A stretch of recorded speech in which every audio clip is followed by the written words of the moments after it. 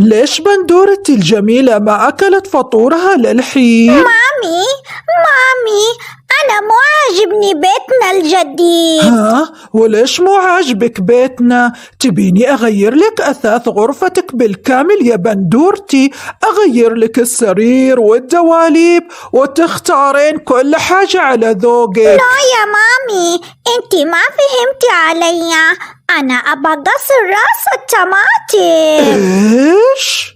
1 hour later.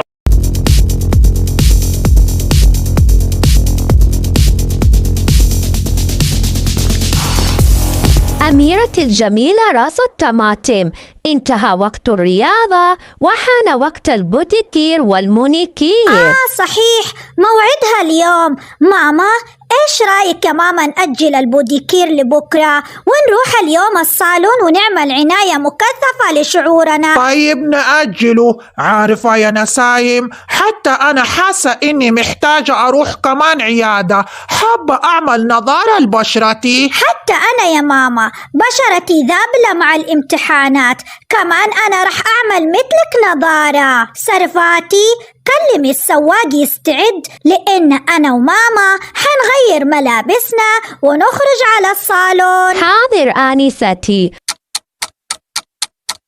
إيش ذي الأفكار الشريرة يا بندورتي؟ أنا زعلانة منك. لحظة يا مامي، لا تروحي وانتي زعلانة مني. أنا متأكدة إن الثراء اللي وصلت له راس الطماطم مو طبيعي، أكيد طاحت لها على كنز. أنا لازم أحصل على الكنز ده. إيوة عرفت، حتصل عليها الحين. ألو، كيفك يا نسايم؟ إيش عندك اليوم؟ إنتي فاضية أجي أزورك؟ غريبة، من متى وإنتي تحبيني؟ على العموم أنا اليوم مرة مشغولة، لأني أنا وماما رايحين الصالون، وبعدها احتمال نروح على عيادة جمالك هو سر تألقك. واو، دي العيادة كل خدماتها غالية. طيب خلاص، أشوفك مرة تانية، باي. والحين بعد ما عرفت تحركاتها لليوم حان وقت تنفيذ الخطة. أول حاجة حروح نفس الصالون يلي حتروحوا نسايم، وبعدها حروح على نفس العيادة. لازم أعرف إيش سر ثراء راس الطماطم. واو، ايش دي الصدفة الغريبة يا البندري؟ انتي هنا؟ وليه مستغربة؟ انا زبونة الدائمة لده الصالون، وجاية اعمل خلطة الزيوت السحرية. جربيها يا نسايم، صدقيني حتدعيلي عليها. ناني، أبى أسوي نفس خلطة الزيوت تبع هذه الزبونة. تكرم يا حبيبتي، بس لازم تشيلي كل المجوهرات اللي انتي لابستها هلا، لأن الزيوت رح تتفاعل معها. بدي اياك تشيلي الحلق وتشيلي كمان السلسلة اللي انتي لابستها. ها؟ السلسلة؟ لا، إلا السلسلة ما أقدر أشيلها. خلاص يا نسايم، كنسلي دي الخدمة. إذا شلتي سلسلتك السحرية أخاف نرجع مثل أول يا نسايم. وأخيرا عرفت سر ثراء راس الطماطم. أنا لازم أحصل على دي السلسلة بأي طريقة. طيب قوليلي شو حابة أعمل لك من خدمة تانية؟ أبى تستشوري لي شعري. وأنا يا ناني حبيبتي أبى أجدد صبغة شعري، وتعملي لي كمان ميك اب ناعم. 1 hour later.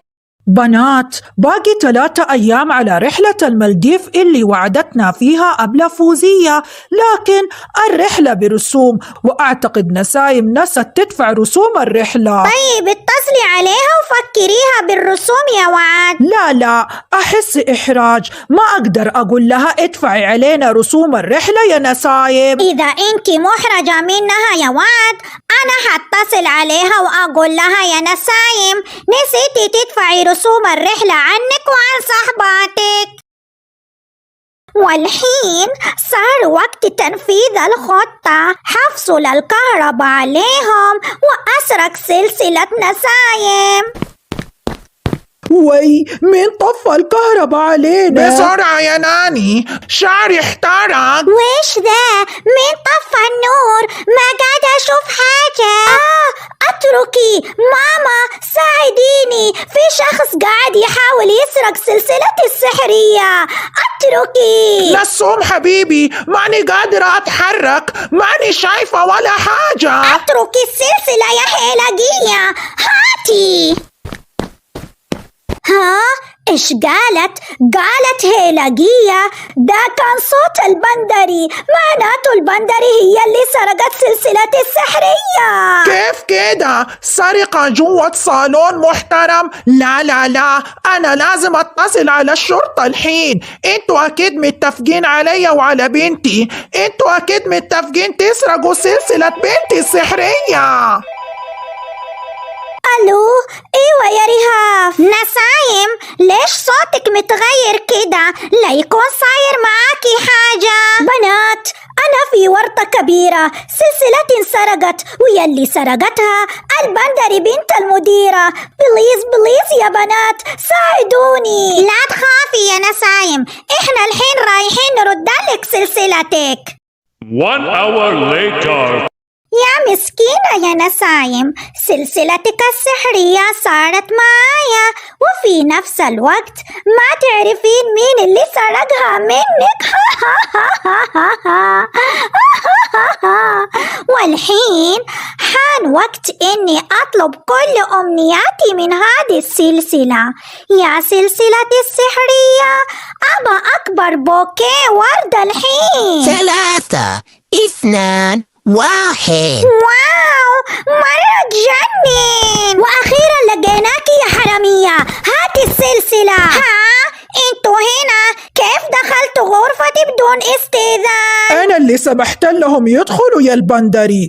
الصراحة أنا جدا محرجة من تصرفاتك الهمجية مع زميلاتك يا البندري. يا خسارة، ما توقعتك توصلين لها البواصيل وتسرقين سلسلة ذهب يا البندري. يلا يلا اعطيها سلسلتها. مامي، دي مو سلسلة عادية. خلاص لهنا وبس يا البندري، ولا كلمة زيادة. وربي لو ما تعطينها سلسلتها يا البندري لعلقك الحين في المروحة.